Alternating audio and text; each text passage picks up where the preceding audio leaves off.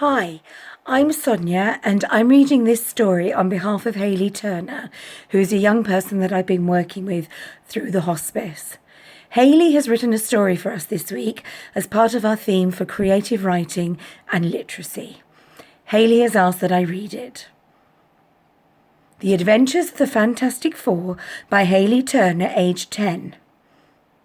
It was the summer holidays and the Fantastic Four were back together again. Nicole, Grayson, Emily and Winnie the dog. Oh, I hope we don't have an adventure like last time. It was scary enough then. We don't need that happening again, said Emily. Emily, I wish you wouldn't be such a scaredy cat. It was one time and that was the last time, said Grayson. I know, but I wish you guys would stop teasing me about it. I was only 10 then, and I'm much older now, said Emily. Well, after a while, they all got bored of the conversation and moved on. Grayson! Emily, Winnie, look, said Nicole. What's the matter, Nicole? Is everything okay, said Grayson. Yes, of course everything is okay. Look what Auntie Danielle and Uncle Daniel have left on the counter, said Nicole. There was a letter which read, Dear Grayson, Winnie, Nicole and Emily, Uncle Daniel and I have decided to go on holiday. We are camping and not coming back until next week.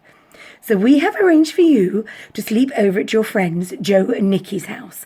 Lots of love, Auntie Danielle and Uncle Daniel. Oh my goodness, I can't wait, said Emily. I'm so happy. Just promise me we won't have an adventure this time. Well, we'll try not to, but I can't promise, laughed Grayson.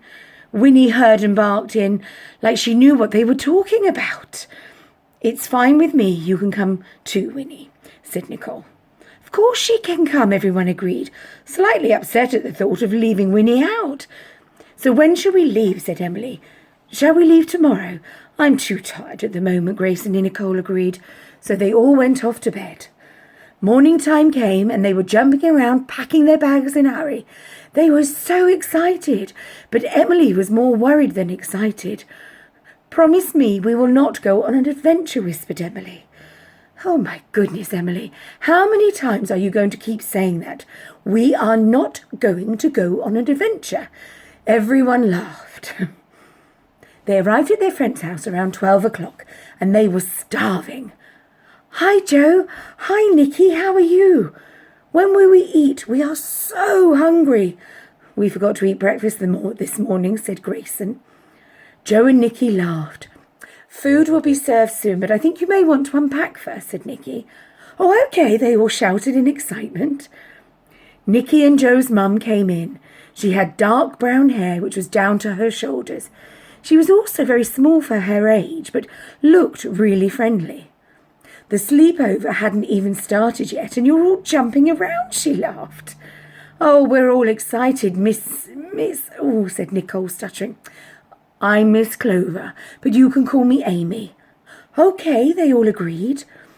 The Fantastic Four, Joe and Nikki, all went upstairs to unpack their bags.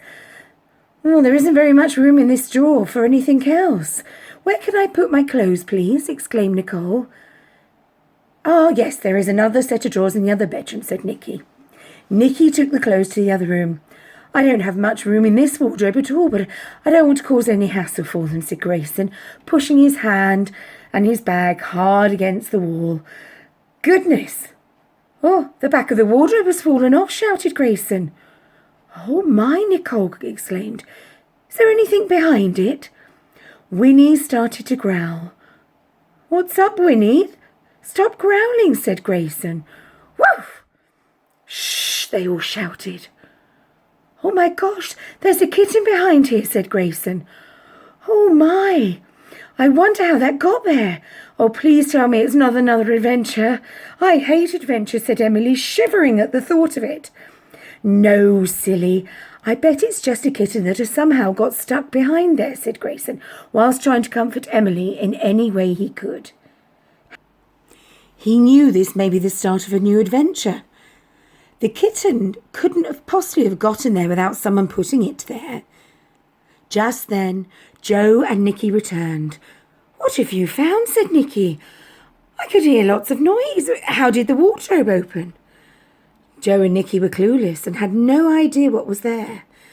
The Fantastic Four had to keep it a secret. It was their mystery. "We're going to help Mum with lunch now. See you soon," said Joe and Nikki.